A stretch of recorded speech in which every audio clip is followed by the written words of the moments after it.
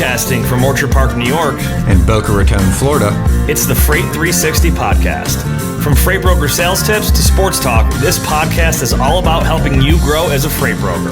We're your hosts, Nate Cross and Benjamin Kowalski. Let's talk freight.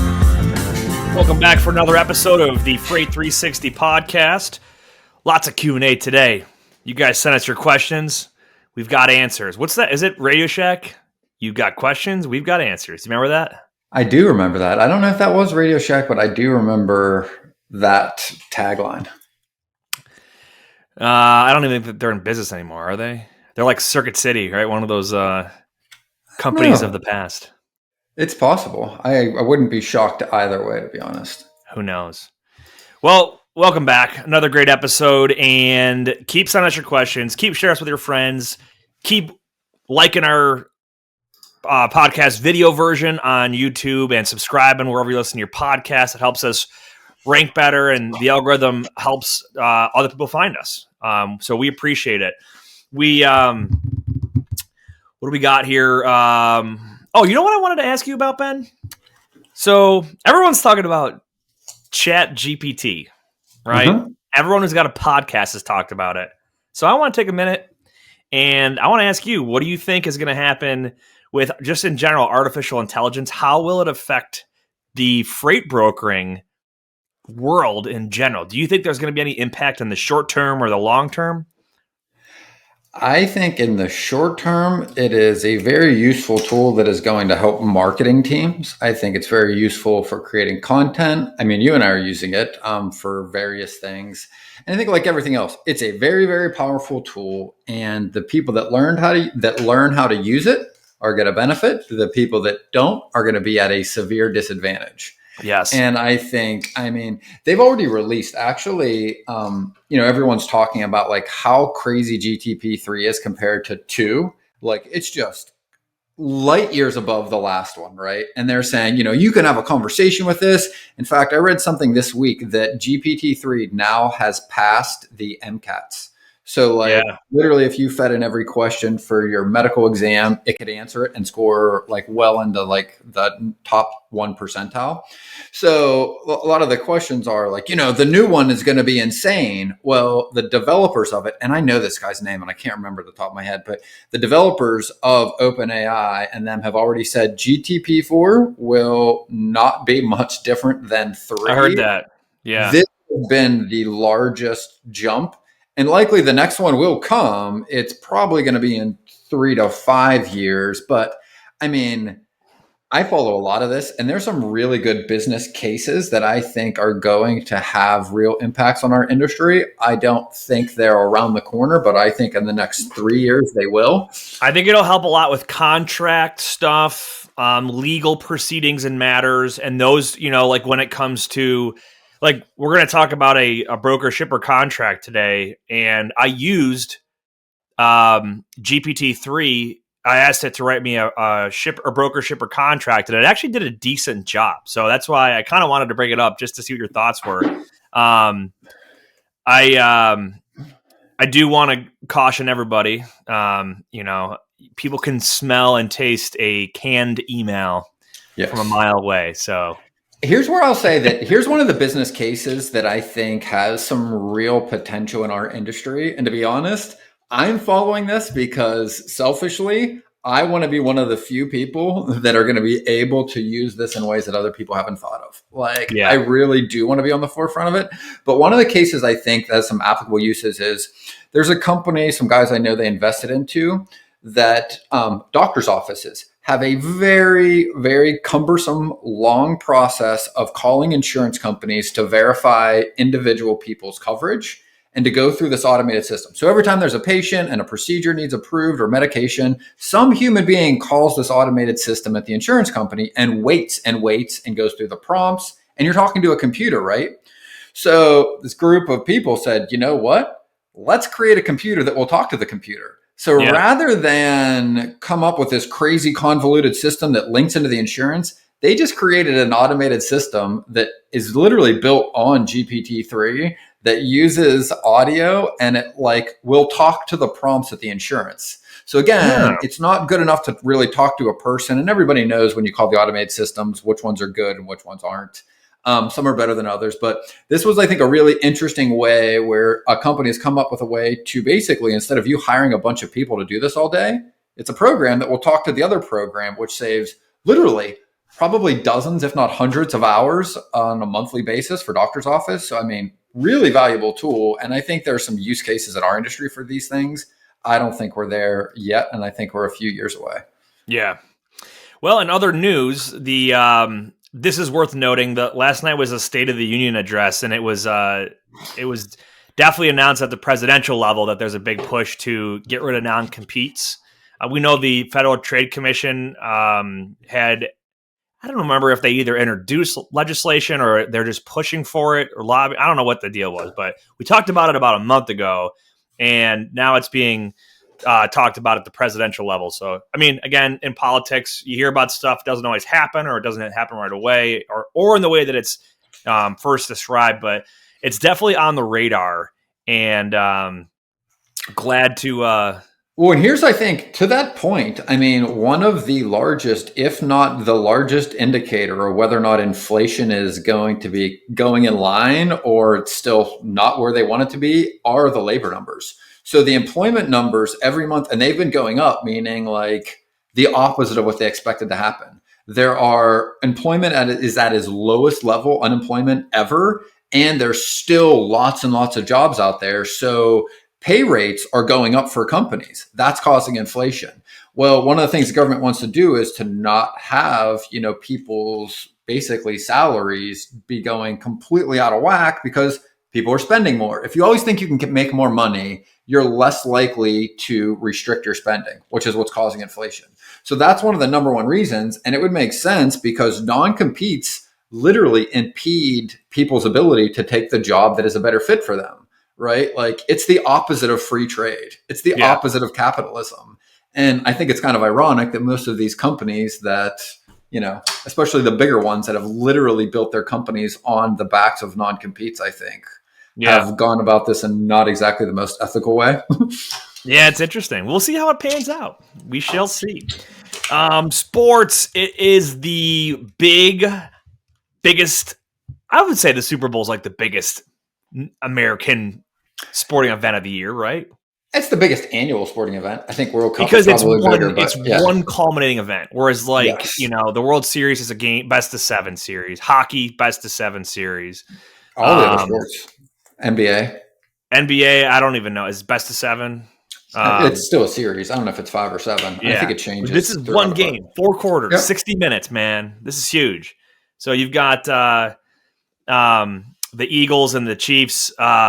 ESPN predictor is giving it a 50-50 game right now. It's like leaning, what did I see? Like a 1.5 in favor of Philly.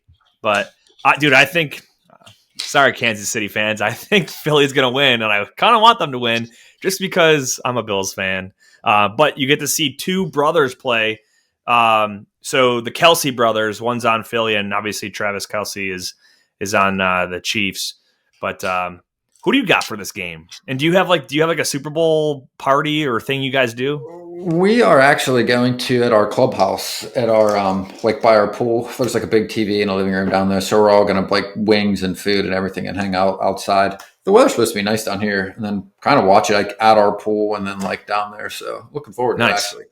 But in regards to like I don't know, like coming from Pittsburgh, I'm like torn because like we're not really big Eagles fans coming from Pittsburgh, well, right?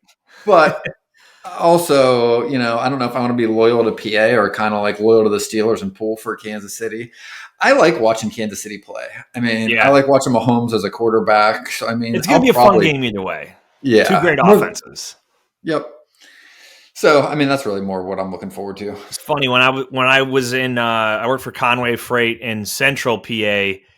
I'd get drivers that would come in from Pittsburgh and from Philly, and they would cross dock at our facility, and like they would get in the biggest pissing matches.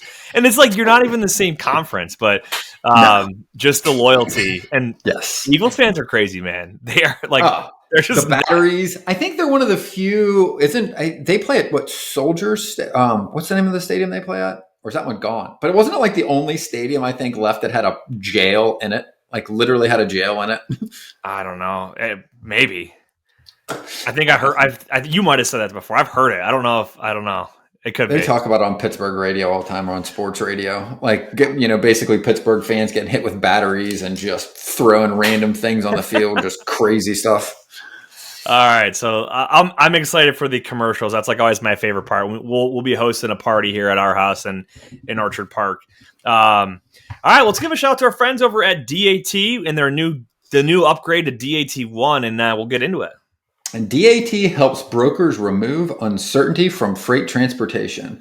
The company's load board, DAT1, gives you everything needed to move freight easily in a single integrated freight management system from the industry's most trusted network of carriers, brokers, and shippers. With more than 500 million loads and trucks posted annually and 3 times more capacity than any other load board, DAT1 expands your carrier network, provides timely and accurate pricing rates on every lane, and allows brokers to cover loads 24/7. Check out the show notes for a free month of DAT1. I know Nate and I have personally been using it for, the better part of a decade. So.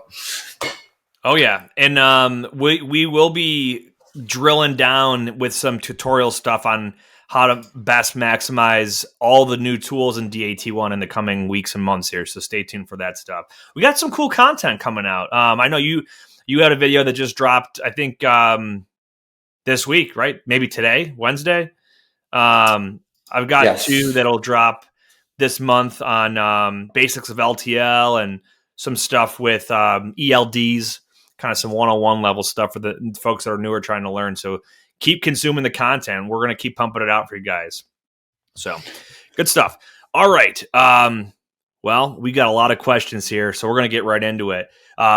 This first one I love, right? This is about how to value or evaluate the, what's my book of business worth, right? So the guy wrote into us and said he's got a book of business that's doing about $7 million a year in top line sales. That's his gross revenue. And his commission on that is about $540K per year. And that doesn't really, make it. We don't really care what his commission is. What we care about is the profit. And he wants to know what's his book worth. So we wrote back and asked him, well, what's your profit on that? And let's assume we'll go industry average. Let's say he's like 15%. All right. So that would put his profit at, a little over $1 million a year gross profit. So whenever you're trying to evaluate a business, you want to look at what is the bottom line profit on this book of business. So all expenses paid. So obviously our first big expense is going to be your carrier pay. So that's why you take the carrier pay out of it. You get your $1 million in gross profit. Take out any other expenses, your software fees, your electricity, whatever that is. Let's say he makes, profits $1 million. You would take a multiplier of that, maybe 3 to 5 years worth. And that's what you could say, my business could be sold for X amount of money. That being said, have you ever seen somebody successfully sell a book of business? Ever? And here's the thing that I want to say is what Nate just said are like rules of thumb for selling any books of business, right? The 3 to 5 multiples, right? Or also on like companies too, right? And that would be a huge multiple for a book of business. And I've never seen a book of business sell, by the way. I've never seen one actually change hands. What I have seen is agreements where the person selling the book to the other person, it's usually a company, and usually that person has to stay on for a period of time, and they just make payments back to the person until eventually, and the way that's done in like a normal business would be like the seller of the business holds the note on the business. It's like owner financing. Yeah, it's exactly what it is. Owner financing. Like, hey, I'm not going to give you, even if the number is, hey, this business does $1 million a year. I'm not going to give you $2 million cash right now because again, where does most of this value in all of these books of business lies in one very significant place, and this is why they don't change hands that much, is they're in the relationship. It's in the relationship between the person and the company. And that's also why most big brokerages, when somebody leaves, they'll do what they can, but they don't even expect to retain most of it. They try, but they know they're going to lose some of it when this relationship changes. That's exactly right. So I'm going to give you two ends of the spectrum here. We see brokerages buy other brokerages all the time, and they have to put an evaluation on it. But that being said, it's not like a key person in that organization is getting a paycheck and leaves. It's the ownership of the full business gets moved. So let's say you've got a brokerage that's got 50 employees and the ownership is changing from, one investor to another investor, right? They're not involved in the day-to-day business. They're not the account manager, none of that, right? They will assume that this growing business that has nothing to do with the current owner will still continue to be successful and grow under new ownership. You can expect there'll be turnover in customers, but with a solid business plan, that turnover is replaced and even outdone by the growth from new business development and stuff like that. So we do see larger brokerages that get bought and sold quite frequently, but it's not like the person selling it is the one that's out there making the phone calls and maintaining customer relationships most of the time. Okay. So keep that in mind. The other end of the spectrum is when you have a broker who it is their book of business, it is their customer base that they work with personally that says, I want to retire and get out of this business. How do I do this in a way where I can make some money by transferring it? And it's not a one-time sale and then you're out the door. It's like, hey, we're going to do this over like the next 3 to 5 years. I'm going to transition from me to both of us to then just mostly you to just you as the main point of contact with these customers. And it's not like I bought it off of you and then that's it. It's like you said, kind of like more of like an owner finance situation. I have seen this happen successfully where the newer person comes in, they start doing a lot of the work, and then as that original seller in this, if you want to use that term in this case, as they start to exit, they are receiving a residual percentage of the book of business's profit over maybe 3 to 5 years until they're fully out the door. What have you seen as percentages over that period of time? I've seen it as like a trailing, like a step down commission. So it's going to start out where, hey, we're going to split the profits in half. And then maybe the next year it's going to be 40% and then 30 and then 20 and then 10 or something like that. But by doing that, it's enticing whoever is the quote unquote seller. They have a vested interest still in the success of that book of business. So if they want to make money off of the quote unquote sale of their book, they've got to make sure that they put in their time and effort to make sure it does successfully transition if they want to get paid. Because if they just switch hands, you're going to lose likely at least half your book of business just due to personal relationships on day one. And that does nobody any good.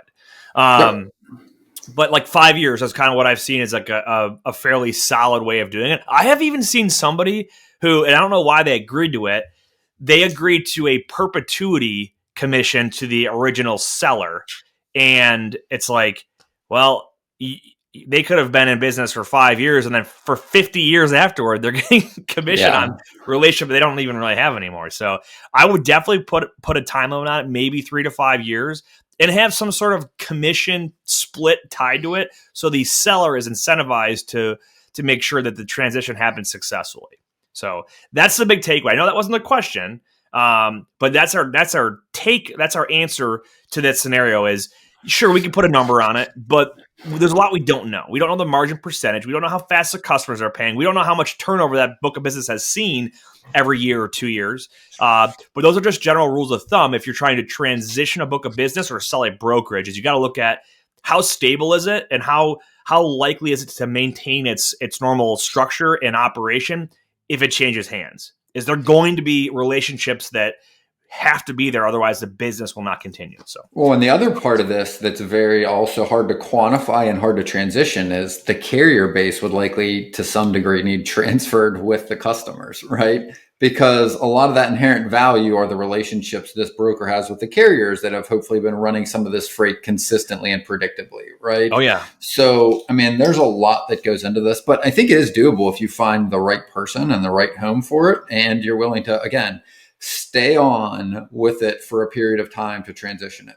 I know people that do roll up these other businesses. They do it with like which are getting more popular now, like the baby boomer businesses, the traditional plumbers, the traditional carpenters, the traditional HVAC repairmen, where somebody doesn't want to buy their kid just don't want to be in the business, so they're selling it to somebody that will roll it into their company. But again, they almost always make the person selling the business stay on for a year, or at the very least have a walk back period of like 2 years. So if something does go wrong, you're not left paying some company, and meanwhile the customers aren't even there anymore, and you've got no revenue from it. Exactly. Good discussion, though. All right, next question. What is a broker shipper contract, and where can I get one? So this is the one of the ones we talked about at the beginning of the show. Whenever I've seen and used a broker shipper contract, it comes from the shipper. It comes from our customer, and they tend to have their terms that they want us to agree to. The same way that we're going to be the one that writes up the contract between us and the carrier. Have you ever had a customer ask you to provide a shipper broker contract? No, just credit application. Credit app for sure. Yeah. And to be honest, they cover like payment terms. Yeah. And to be honest, yes, it is a broker shipper agreement, but it is more a shipper agreement. And usually shippers have an asset one and a brokerage one, because of what is it, MAP 21, that makes it illegal to be treated as an asset carrier if you don't own assets. Yeah. Yep. So a good rule of thumb, in a little over 10 years ago, I want to say. But I guess the point is, and I think for anyone out there, is when you are starting to work with a shipper, you do want to ask them, hey, do you have an agreement you need us to execute? Or what are your procedures? Because you want to know them. You also want to ask, even if they don't have an agreement, or what are your insurance requirements? What are your requirements for all of your carriers? Now, usually a smaller shipper might just have one written for assets. So you're going to want to redline everything in that document that treats you like an asset-based carrier and write the word brokerage in there. Yeah. And that's usually how the whole process goes out. Yeah. So to answer the question, what is it? It's a legal agreement that's put in place between a shipper and a transportation provider, in this case, a freight broker, that outlines the duties and responsibilities of each. And it'll talk about liability and what kind of insurance policies they require for their transportation providers to carry. It might have some things in there about waivers of subrogation. Basically, hey, if X happens, you can't come back to us and try to sue us. You've waived that right. It might even have a list of like what they'll pay for as far as accessorials or tonu. I mean, anything, right? It can cover. There's not like a standard template for it. You could probably find a generic template, but there's not like a standard version that every company has to use. It's really dependent on what that shipper's MO is. So, like, for example, we had a customer like 6 or 7 years ago. I remember setting them up, and the contract process to go through the shipper broker agreement took like 6 months because they moved a lot of heavy construction equipment for like project-based construction sites. And there were it literally at first it started with like, the broker's responsible to carry liability insurance to cover like accidents on the work site. Like if someone unloading the truck like gets hurt, and it's like, whoa, like there's a reason we're a broker and not an actual motor carrier, or if someone on the job site, like our job is not to do that part. We're the one that's going to coordinate it. So we should not be written in here as a liable party for an accident on the job site that has nothing to do with our decision or with our, with anything that we've done or influenced. So, and I think that's a good point. A good point for everyone out there is almost every single one. In fact, I would be surprised if not all of them aren't this way, is they're all written by the attorneys, paid for by the shipper. They either work for the shipper or they were paid and contracted by the shipper to come up with this. So everything in there is written to protect the shipper, not the provider. It is not written equally. It's not like two attorneys sat down and negotiated it to make sure it was equal. It is just the shipper's attorney went through and tried to think of every single thing that could go wrong and every single thing they could make themselves not responsible for and push it onto you. So you do want to read through these things. Exactly. All right. Where can I start as an agent with no book of business? I get this question so much, and we're going to expand on this too, right?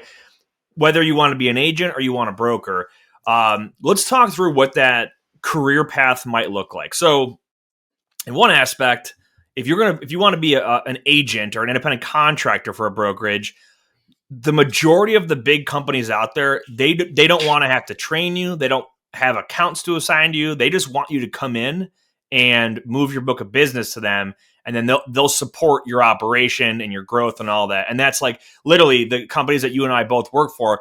That's part of that business model, right? We're not going to take someone off the street who's got no experience or no customer base and say, all right, let's pay you a lot of money and we'll do all the work for you and hold your hand. There's a lot of business coaching that goes into it and assistance, but you're not going to find a lot of those opportunities with no experience or no customer base. And then on the other end of the spectrum, you got all your large big box brokerages that will say, we want someone out of college who we can train from scratch, fresh. We're going to pay you a salary, much smaller commission percentage, but we're going to train you. We'll weed out the ones that don't make it, and you're going to learn through our proven training method how to be successful in this industry, right? And now someone says, but I'm in the middle. Like, I don't want to go work for a big box brokerage. I don't want to be, I don't want to have a non-solicit, non-compete. I want to be a 1099 agent, but I don't have a book of business. Where do I start? Well, that's all the other brokerages out there that aren't the big box that are advertising for entry level, and they're not the big agent companies that want experienced folks. It's the ones that aren't advertising. You got to go out there and network with them. You'd be surprised at how many people in our Facebook group alone that are looking to bring on folks and coach and guide them as agents in their company. And so there's one answer to the question is go in our Facebook group and just say, hey, I want to get started with somebody and straight commission. I'll go out there, hustle and grind. I don't have a book yet, but I want to do it. Who's looking to bring on agents? And I would be willing to bet that, 99.9% chance you'll get a handful of people that'll want to talk to you about it. So the same way that you go out there and you got to hunt down business and new customers or a new carrier to add to your carrier base, if you want to be an agent for a company and you don't have a book and you want to go, try to prove yourself and strike out on your own, go out there and propose that to some smaller brokerages out there, right? Hey, very low risk. You don't have to pay me a salary. Just give me access to everything. And I'm going to go out there and prove what I'm worth. And if it doesn't work in 4 to 6 weeks, if I'm not making progress, we can have a conversation about it. Here's the thing I'll point out. So what's your take? That's all just sales. If you can't sell yourself to a company and your hustle, the likelihood you're ever going to be able to sell freight brokerage services to a shipper is pretty low. So again, it's the same job, except that instead of you starting to prospect shippers, you're going to prospect brokers. You're going to call them and you're going to pitch them on why they should hire you and why you're going to do more than the average person, why you're a better bet than the average person, and why it's worth them to invest their time and effort into you while you establish these things, right? And again, like everything else, that is a great place to start, because if you can do that, you're much more inclined and your ability to actually get customers is probably pretty higher too. Yeah. And lastly, I'll say on that, I have seen and I've talked to some of the owners of some brokerages out there that are agent based, that they will bring on a training class of new agents and they'll interview you. Like, they want to know what's your sales background and, kind of get a read on how successful they think you could potentially be if they try to give you the right material and coaching. And they'll bring on a small class every couple months of new agents at a much lower commission rate than if they were experienced, but say, hey, we're going to bring on 10 or 12 of you guys, and we're going to go through some basic training stuff on brokerage, and then kind of, let you loose to the wolves to go out there and hunt and make prospecting calls.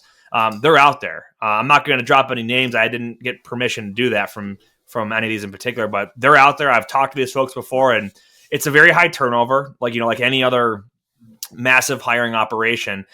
Their goal is to, maybe I'm going to bring on 20 to 30, 40 folks this year and hope that 2 really, really do well and stick. And the rest, they don't make it. We cut them, or they decide on their own that it's not for them. So, but they do exist. They're out there. So good stuff. All right. Next question. Can I open a freight brokerage in Mexico? Let's expand this. Can you open up a freight brokerage outside the United States? 100%. Yes. Yep. 100%. We work with folks all over. I've seen them in Canada, Mexico, Guatemala, Colombia, Ukraine, Venezuela. Yeah, I mean, you got a client in Venezuela, right? Turkey. Yep. Where else? I've had Estonia. Pakistan before. Yes, I've got a client in India.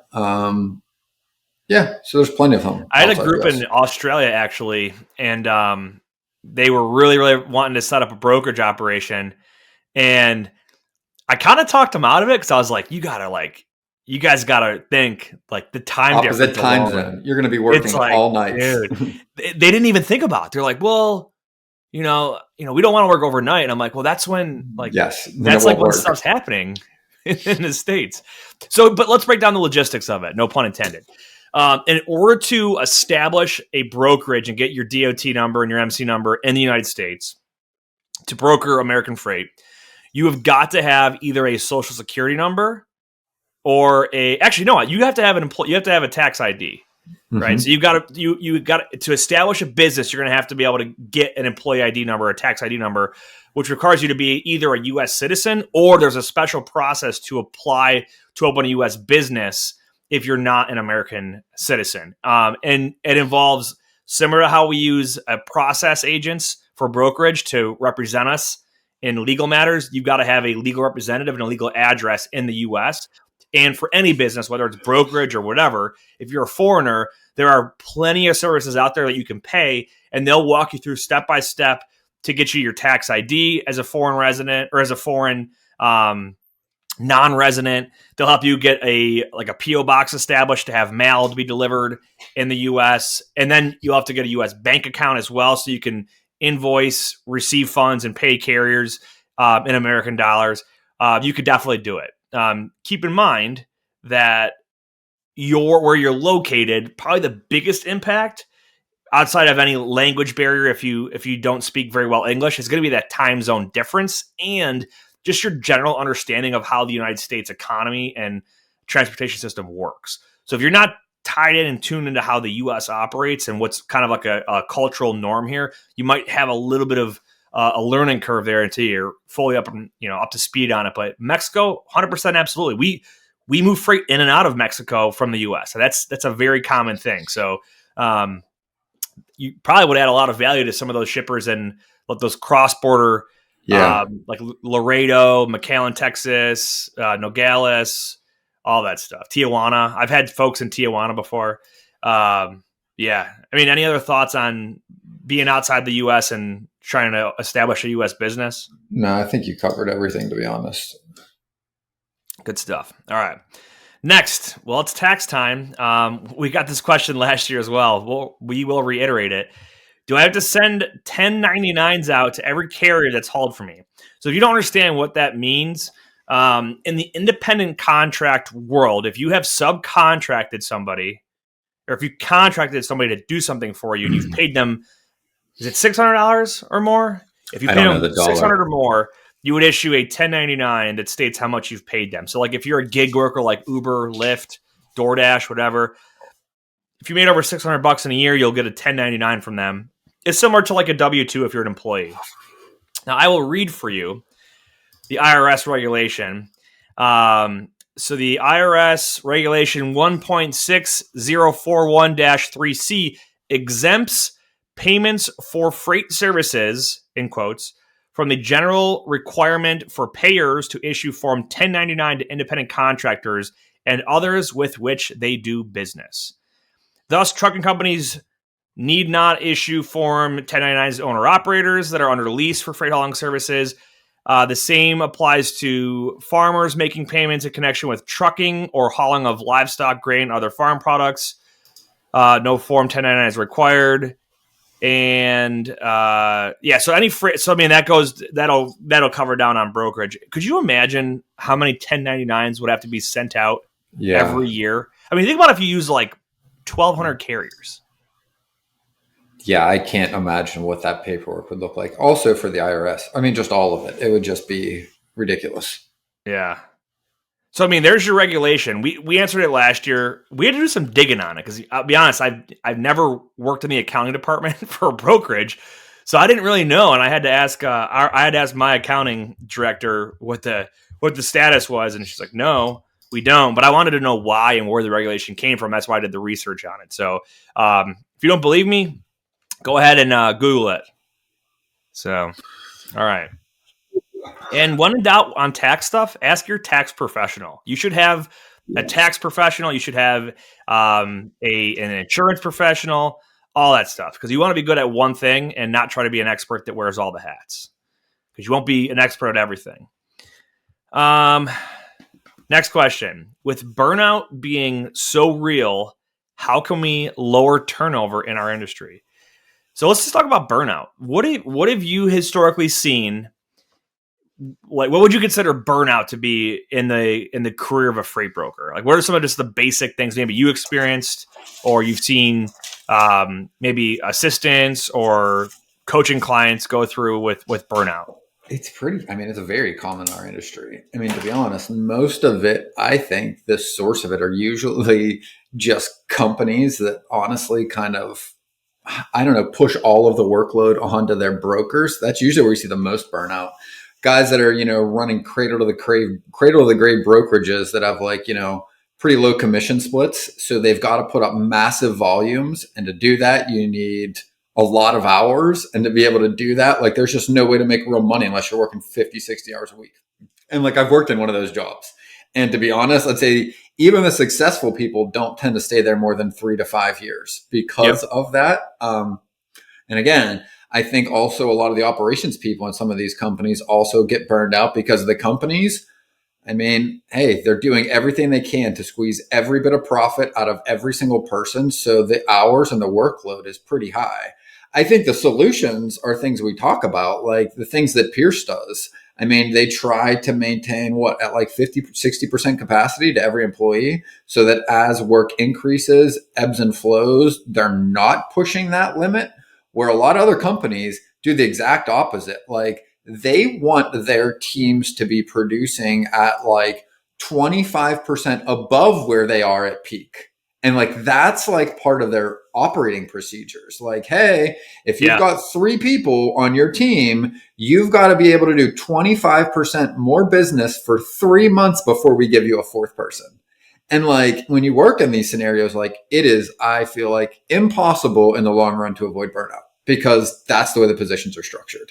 Yeah, this is all about balance. And this is really important to set an expectation for yourself. If you're in a brokerage position where you're selling, it's important if you're a team leader, it's important if you're a supervisor or an owner of a company, because it's going to affect you as having pressure as the leader, but also affect your team members and their performance and their mental state and what their thoughts are on the job. So, for example, one of the biggest times you'll see burnout in brokerage is people get burnt out of cold calling, right? Prospecting. It's like, oh my God, I got to make 500 calls this week. So I think if you can shift your mindset to more of an intentionality instead of just intensity, but just intentionality about how you structure your day and how you set expectations. So if you say, I'm going to spend X amount of time, it's blocked out to do prospecting, right? You know that when that time is up, if you made 50 calls or you made 80 calls, you made 30 calls, you spent 2 hours. And whether or not you leaned into it is on you to, take a look in the mirror.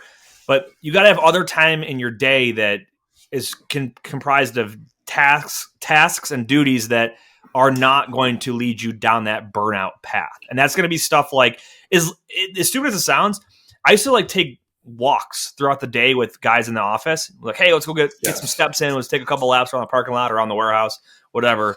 It just helps you break up your day and kind of get some mental clarity. And then I'd spend another part of my day doing some administrative stuff or just doing some stuff in the CRM. And then I'd have a period of time where I was like, let's go. Let's just friggin' hammer calls out.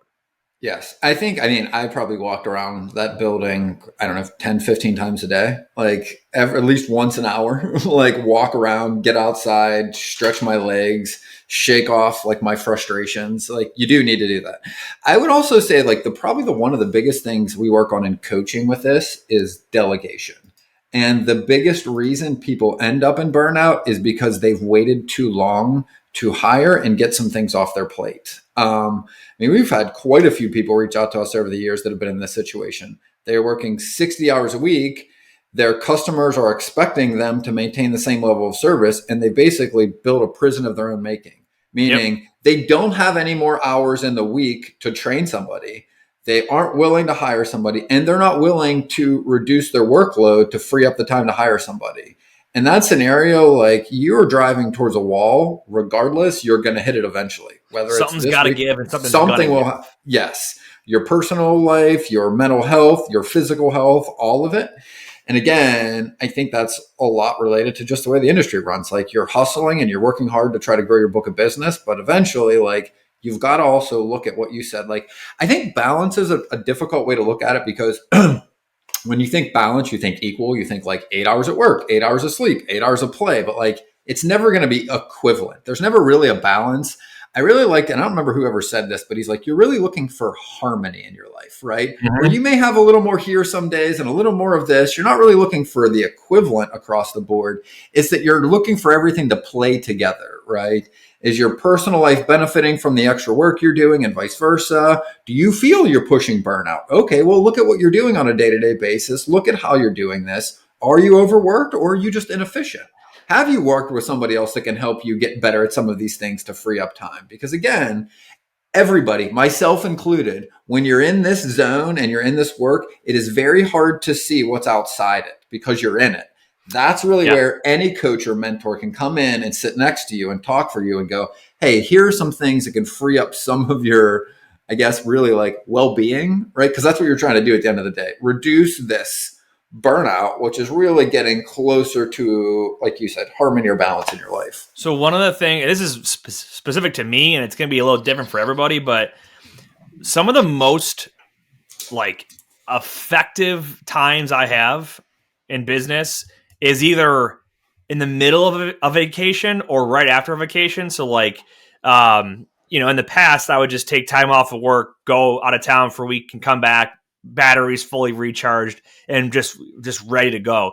Now working remote from home, I could take longer trips, but I work when I'm gone. And so like I'm about a month and a half out from doing a 3-week stint down in Florida, with my family and getting to see my parents that live in Florida. And my brother's going to tag along for a week. My wife's got a cousin that's going to go for a week. And man, I just get so relaxed and like I'm way more effective and I'm way more efficient in work because what I've been doing all winter long in the cloudy, cold, freaking Western New York weather and atmosphere and just environment, like I get a fresh change of scenery. Like the air smells different as soon as there's palm trees around me. And, just you get the batteries recharged. And I'm like, let's go. Like, let's do this. So I think, and for everyone, it might be something different. It could be like, take a long weekend and go hiking or something, or go do, whatever it is that you like to do to like, just recharge your batteries. Well, that for me has always been a burnout preventer or fixer. Mother Nature, I've been reading a lot on this in the past couple of months, is one of the best things you could do. Anywhere. It doesn't really even matter with the weather. It's just being out in Mother Nature without staring at your phone, without listening to a podcast, without playing something to distract yourself, and just being outside does a tremendous amount of good for your mental well-being. Yeah. Just walking around, being outside, take a walk through the woods, walk through the neighborhood, don't put in your AirPods, and just be present out there definitely helps. Yep. And Mother Nature could be different for everybody. It could be mountains for some people, lakes for others, the beach for some people. I mean, whatever it is for you, there's something to be said about it. All right, we got some more to do here, but first, I'm going to give a shout out to our friends over at Lean Solutions Group. Lean is the industry leader in nearshore staffing operations with offices in South America and elsewhere around the globe, including freight broker back office operations, accounting, tech development, business development, marketing, customer service, and many other positions. To learn more about the vast solutions Lean has to offer your freight brokerage or agency, visit them online at www.leangroup.com. That's LEAN group.com. Funny side note, I heard a stand-up comedian that was like, I don't understand with abbreviations these days and blah, blah, blah. He's like, we're going backwards. And everyone looked confused, and he's like, what does WWW mean? And someone's like, World Wide Web. He's like, how many syllables is World Wide Web? 3. How many syllables is WWW? It was like 9. 6. It's like we use an acronym to make it longer. But could you imagine saying worldwideweb.leangroup.com? Yeah. It would sound weird. Good stuff. All right, back at it. I'm starting a brokerage and I'm hiring some guys that I know to do cold calling while I handle the back office duties. How do I pay? How much commission should I pay them? Well, we could talk about paying them commission, but I don't like this guy's business model. So if I'm starting a brokerage, I'm not going to hire the one revenue producing task, and I'm not going to hire someone to do the one revenue producing task for the business, which is to make cold calls and sell, while I just manage it. And I've seen people attempt that way too many times. It doesn't work. Why does anyone care about your business as much as you do? They don't. They just don't. Yeah, that's the other hard part is that, like, again, the sales piece is the only one that's actually going to make a difference. And to be honest, the guys that you're hiring, well, we don't know what you would be paying them. So I'm assuming if you're hiring them, you're paying them something other than just commission. Maybe you're not. But yeah, he didn't. I don't think he said if there's a base in this one. So if there's no base, I don't know, 25%. But again, I don't know who knows more. Like, do the people coming in to do the cold calling know what they're doing? Or does the guy who's doing the back office teaching them? Like, what does that look like? Because that's really what I think here. And I think another way to approach this for everyone out there is this number is usually arrived at based on what the person gets, meaning the sales guy in this example, right? So is the sales guy getting training or not getting training? That's a big factor in what their commission is. Do they also have a base salary? If they do or they don't, is going to affect their commission. Do they have benefits? Those are the 3 major things. And then usually what they're being provided. Are they being provided a computer? Are they being provided a load board? Are they being provided a CRM? Is the sales rep coming up with that? If the sales rep is coming up with all of these things, they need to find their own training. They need to learn how to do the job. They need to do all of this. At that point, I mean, I don't know, 50%. But again, it's really hard to tell because we don't know what any of the other variables are. Yeah, so I'll talk you through what I've seen be successful. Someone starts a brokerage, or maybe they run an agency, whatever it is, and they single-handedly make it successful, and they get it to a certain point where it's healthy. Okay, that's step 1. Before you start hiring someone to do sales, you need to perfect the sales first and make sure your business is running smooth. Because when you get to that point, not only are you a quality, talented expert in that to be able to teach others, but you also understand the profitability of your company, which will let you know how much you can pay somebody, right? So then you go to hire somebody. Don't just take someone that's not experienced and throw them on the phones. They got to learn the business, right? They've got to learn what you're doing, why what you do matters to the big picture. So like, hey, why do you send a rate confirmation, right? Oh, well, it's because it outlines the pickup, the delivery, accessorial fees, any notes, right? That's how we do this. Okay, why do you do check calls and GPS tracking? Well, we do that because we need to give timely updates to our customer, but all that stuff, right?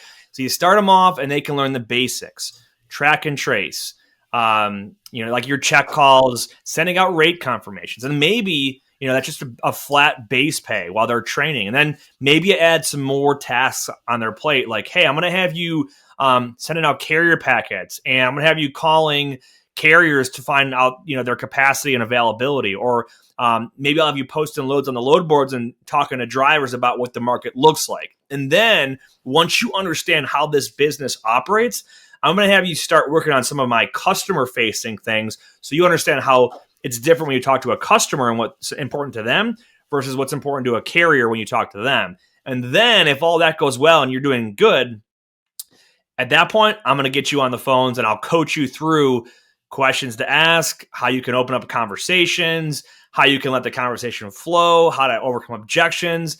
And then once you're comfortable doing that, boom, you can go be a cradle to grave broker and you can go out there and hammer stuff on the phone and do your own thing. At which point, if you want to go straight commission, I'll give you a higher percentage, maybe that 50% or 40, whatever it is. And like you said, depends on what you're giving them. Are you giving them free access to load boards and TMS, or, are they paying for some of it? And if they're going to be a salary plus commission, Well, you got to balance. You got to have some kind of balance between the higher the salary, the lower the commission percentage, or the higher the commission, the lower the salary. And there's some kind of balance in there. Again, that's one path you can take to get somebody trained up and into your business as a new sales rep. But just to say, I'm going to start a brokerage, hire sales guys to go produce revenue, I don't think you're going to succeed. So I want to warn you before you go out and do that. I wouldn't recommend it. Become an expert yourself and then add to your team. And because you're going to know, once you've done it yourself, you're going to know the kind of person that and the qualities they need to have to be able to do what you've already done yourself successfully. So, and the other question is, who's getting the trucks once they get the customers, right? Like there's just so many unknowns every time I keep looking at this. I'm just like, he said, just don't know. So cold calling customers, I'll handle the back office. You're right. Yeah. Who's out there slinging trucks? So yeah, man, crazy. You'd be surprised though. There's a lot of people out there that are like, oh, I'm just going to get licensed and, go make a bunch of money. There's a lot that goes into building a business. And there's a lot of nuances in freight brokerage that you don't really know until you've done it all yourself. So, I still learn every day. I learn something new almost every single day about this industry. It's crazy. But good stuff, Couldn't agree with you more. What's that? Couldn't agree with you more. Yeah. Yeah.